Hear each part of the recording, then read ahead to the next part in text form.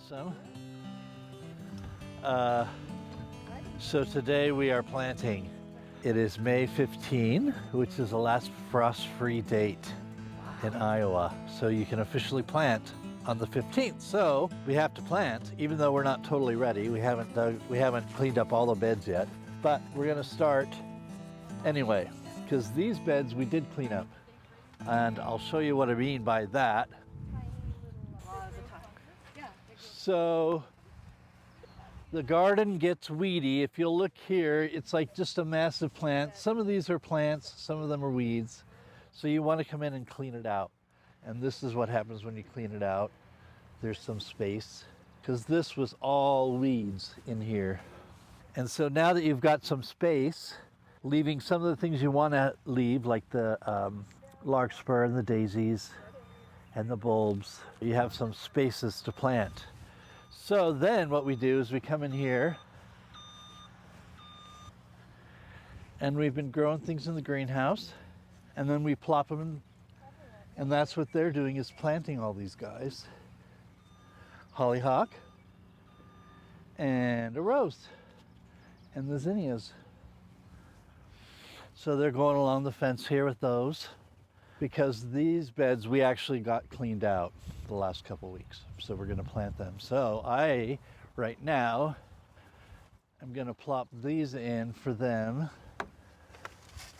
to plant in this next bed. There is some in here already, but there is space for more. So I just plop them in there.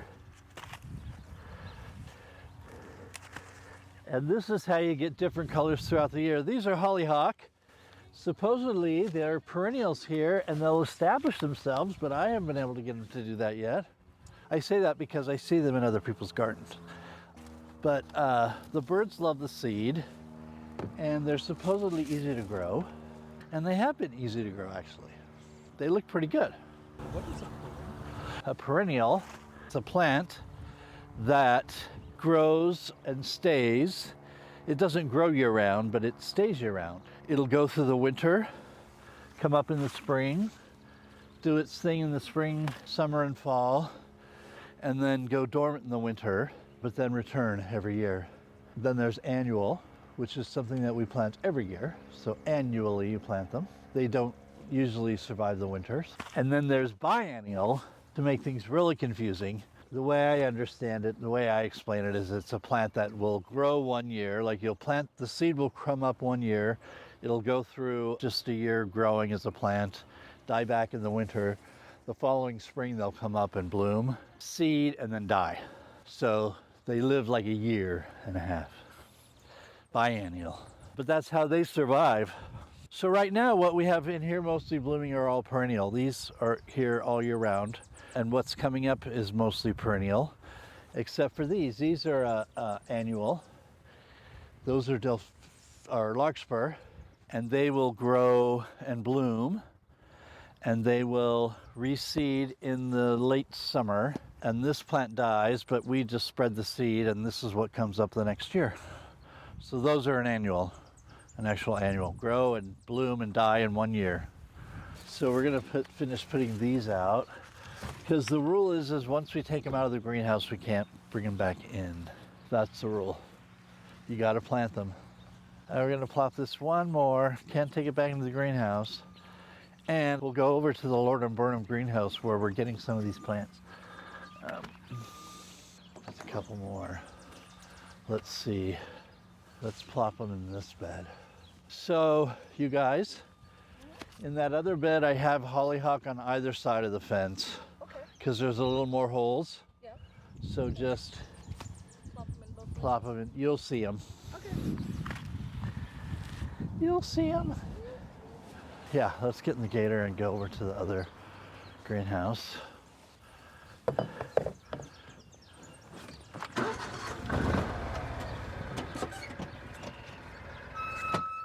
Man, you couldn't ask for a prettier day.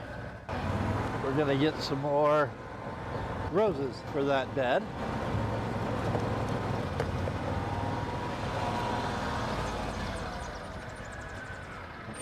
Oh, Charlie. Gonna get run over.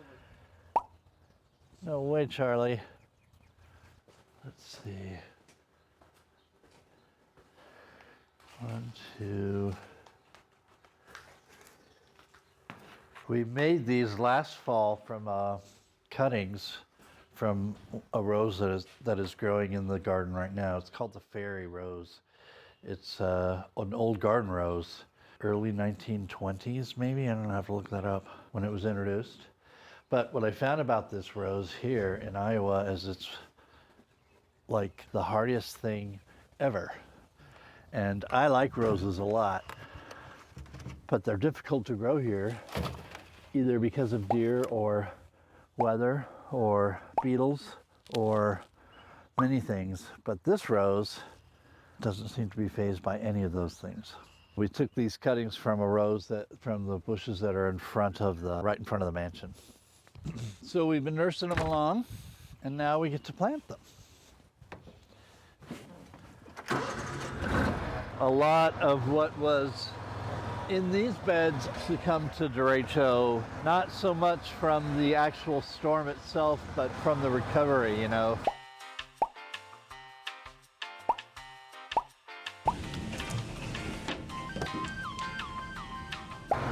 There were some major trees around here that had to be pulled across the beds, and the good news is now we get to replant.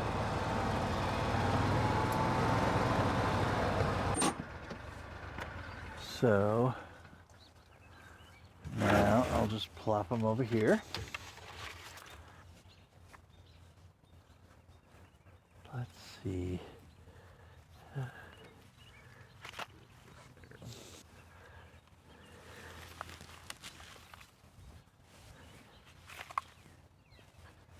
Whoa.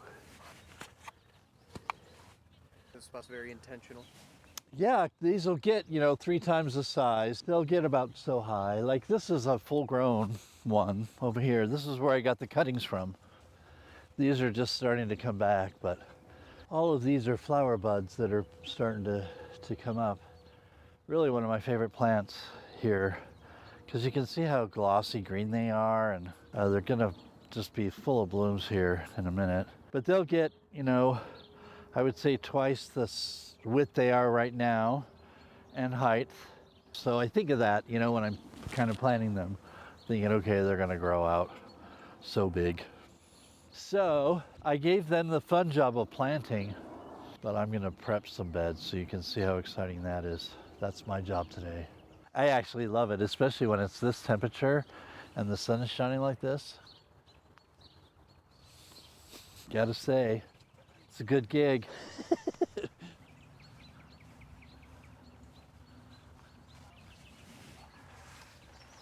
So this is kind of a tedious job because these are all perennial, and like I say, you want to keep some, you want to weed some. There's also some awful weeds, and everybody probably has them in their own garden. You got to get in there because there's no real way that I know of to just get rid of weeds but to pull them. If there's an open area and you can spray an herbicide, that's one thing, but in a garden like this you can't do that because those things aren't selective necessarily, and it just doesn't work. But if you can get your weeds before they go to too much seed, then you'll stay ahead of the game somewhat. So we come in here, I have a bunch of little tools. I think I showed you this tool before. This is my root slayer.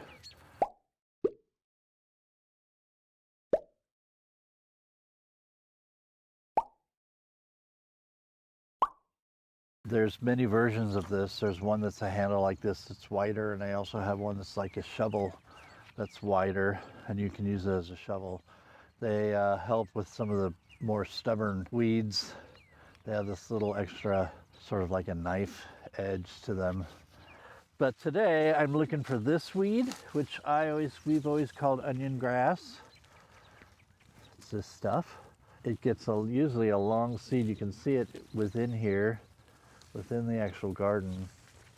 And so I try to find it at the root and go down there and pull it out. Now, because I'm in a bed of perennials, I'm gonna end up pulling some things out that I don't want to pull out, but that happens. And this time of year when it's cooler, you can kind of plant them right back in the ground. If it's hotter, that's not always so successful at doing that. But We try to keep it to a minimum, but that happens. There's a patch of grass here, and it's just growing amongst this. There's a Aster in here, which are one of the plants that we have planted throughout the garden. Different asters. The leaf wraps around the stem. That's how you know it's an aster. They bloom later in the summer and into fall. So they have a long time to go, but now is when they're growing. So in here, I'm just gonna have to pull some of it out. I'm not getting it out by its roots, unfortunately, because I don't want to dig around this whole aster, and I just can't get it any better. But everything else I can sort of pull away from it just to kind of open it up a bit, as long as it's a weed, which there are a lot of weeds in here. Here's another couple weeds. I don't know what this is. There's some clover in here. There's another aster, but we'll let it go. You can see it's got the leaves that wrap around the stem, but that's okay. We got the big one here. My dad had a garden in our backyard when I was little, and I never really appreciated it very much. And then I kind of started doing it as a hobby. My brother had a little side business of it. Kind of helped him for a while. And then I went to school and was pursuing other things, but always did it kind of as a side thing. And then I started meeting more and more people in the industry, and I was actually in California because that's where I grew up. And it's kind of a bigger deal there than it is here because the growing season is so long there, and I don't know, it's just a different kind of climate. You know, you can grow everything. Between that and theater, it just, I don't know. When I was working, I just like working outside, you know, especially on a day like today. And I like the science of it. I like working with nature and kind of being at her, learning from her how, you know, she's kind of got her own way of doing things. You can go really zen and get philosophical, but it's true. I mean, it's you're working with living things that work in harmony somehow. All you're doing is helping it, but I mean, you know, so it just kind of developed from there, I think. I don't think I really pursued it. Like, I didn't think I was going to be a gardener my whole life, but I do remember a long time ago somebody saying, what would be your ideal job? And I thought, well, I think maybe working on an estate, like a private estate, somebody's private estate, be in their garden. So be careful what you wish for, because I got that. And it's a good place to be, you know what I mean? This is perfect for being able to work with plants, but not like working in a nursery or selling plants. You get to work with it more and watch it and study it in a different way when you're on a historic estate. But that's how I got into it. And you could get into it too. Well, I guess you kind of have to like it first if you don't like being outside. And working like with mud and bugs. But look at, these are pretty, especially on a day like today. Now, you know, if it's like 30 below out here, you don't want to be out here. But then you got a greenhouse, so. But she's mostly in control, Mother Nature.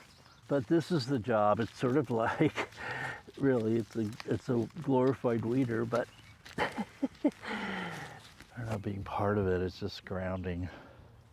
It's like this is what I love about this garden, is that it changes. You know, like right now we have our irises going and the daisies, and you know, a couple of weeks those will be gone. So it's important to come out here and check it out. To me, that is what a prairie style is, which is what this garden is supposed to be, is you have your wafts of white, and right now this blue, and later this purple, and then the larkspur will come up later. Peony will come up a little later, the roses will be coming up later. The beds themselves might be planted in squares and rectangles and really geometrical shapes and obvious beds, you know, planted beds, but yeah, inside it would be a go with the flow. Less rigid than say a formal garden planting. Everything is specific in its spot. Prairie style is more of I think a American style of planting. If you look at a prairie, it's kind of got different things happening all the time. See, it looks better now. We hope you enjoyed it, and if you want to see more, hit the like button, the notification bell, and subscribe to the channel.